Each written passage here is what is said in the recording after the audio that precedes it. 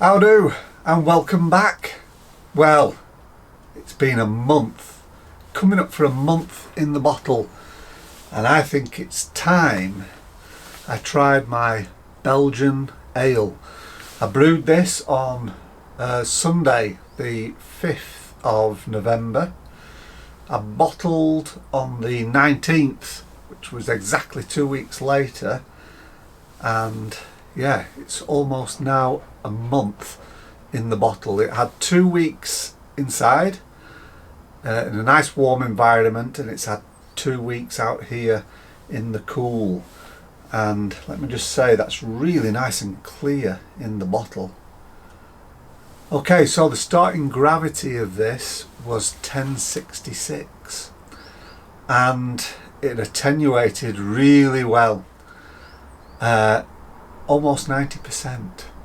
And that means this finished at around 1006. Can you believe? I didn't think it was going to go that dry. 1006. That means I was looking for a 7% beer. Belgian Dubbel.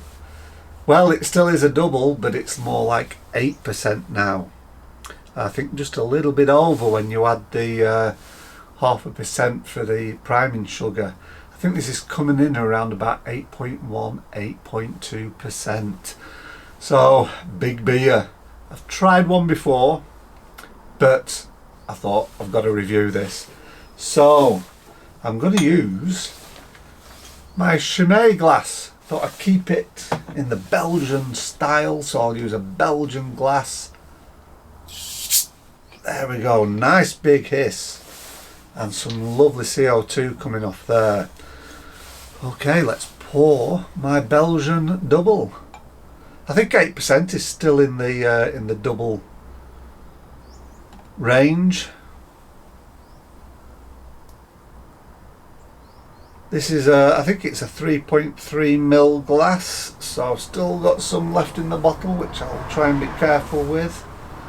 Oh, and that's a lovely, lovely Belgian ale.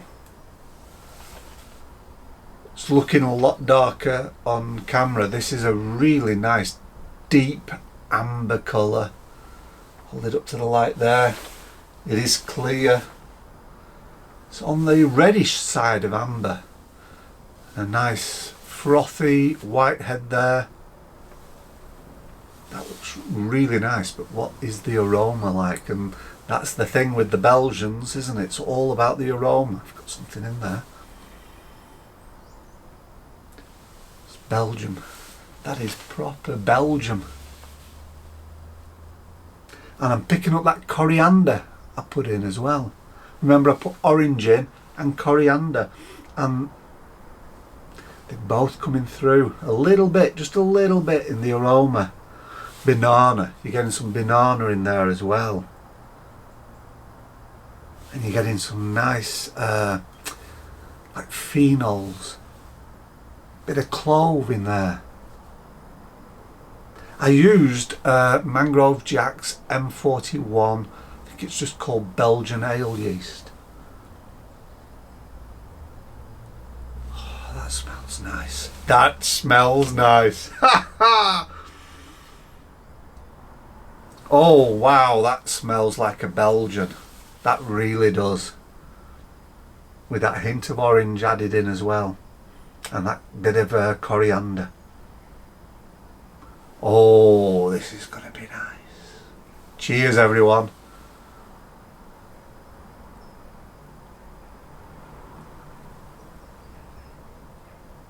Oh.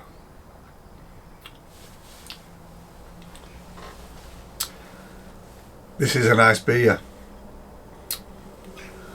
Nice and fizzy, which a Belgian should be.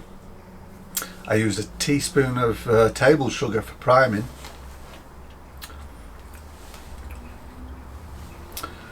And it is dry. Yeah, you can tell it's gone down to 1006. But what you can't tell from the taste is it's 8%. This is a bit of a dangerous beer. There's none of that phenol. There's no phenol flavour. That, you know, that medicinal alcohol flavour. And when I took my final gravity, I was a bit worried. In the hydrometer tube, I was picking up that sort of alcohol, medicinal sort of flavour, but a month in the bottle and it's gone. You're tasting the malt right up front. And then it goes to this really nice spicy, peppery flavour. I'm not really picking up any of the orange or the coriander I put into the beer. Oh, it's gassy.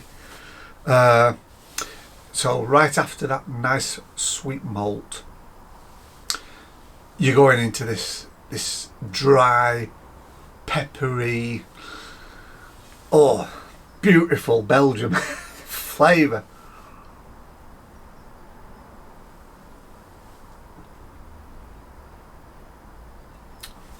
And of course that's down to the yeast. I'm really happy with this Mangrove Jack's M41. It's a lot drier than I was expecting. But I've read up and it's actually in keeping with the style. This is a good one. Oh, I'm enjoying that. So 8%, but you're not tasting it. There is some warmth now in my chest region as it's going down. Oh, that is really nice.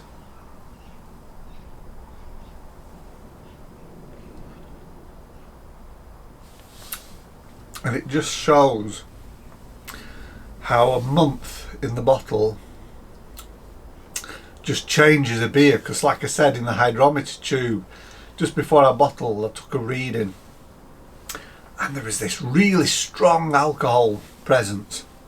It's completely gone now, and you're just left with this, like I say, slightly sweet up front with the malt, goes to this nice peppery, little bit of banana-y sort of flavour, and then it just dries into an earthy finish. Hardly any bitterness, no real hop presence, but I didn't use a lot of hops, and Belgian ales are not about hops, it's about the malt and the yeast. That is a winner, I'm telling you. and I brew myself on brew days, so you know, you've got the recipe, make it yourself. That is a cracking beer. What I would do next time is I would up a little bit more the coriander and the orange to see if it comes through in the flavour. It's there slightly in the aroma, but it would be nice if it was in the flavour as well. There we go. But that I am really happy with, and I've got 19 more bottles of these still to drink. That's going to make for a nice winter. It is a nice winter ale. Oh, I'm happy with that. Anyway, more brewing on the way. I've just bottled a Razorback IPA. Never done a Razorback IPA. It's been around for years. Everyone seems to have done it and I never have. I've bottled it. I use Kvike yeast, Voss Kvike. So next week that will be ready for tasting. And what I've got coming today is another festival kit. They say it's limited edition. I've never heard of it before. It's called Friars Ale, Festival Friars. They say it's inspired by Abbot Ale, Green King's Abbot Ale, and I like my Abbot Ale. I had my own clone, if you remember, and I thought, you know, it's been a long time since I've done a homebrew versus commercial, so that's what I'm thinking. So I've got this Friars Ale coming today, inspired by Green King's Abbot Ale. I'm going to brew it as per instructions, and then in about a month's time we can do a side by side with the commercial Abbot Ale and the festivals inspired by Abbot Ale. That's the Friars Ale. So that's coming up as well. But this is a cracker. hey, brew it yourself. That is a really nice beer. 6 weeks to get to this stage, but it's really worth it. Okay, thanks for watching. Hope you enjoyed. I'll see you in the next video. I'm going to enjoy myself. I'm only having one though, at 8%. Bloody hell. Bye bye for now.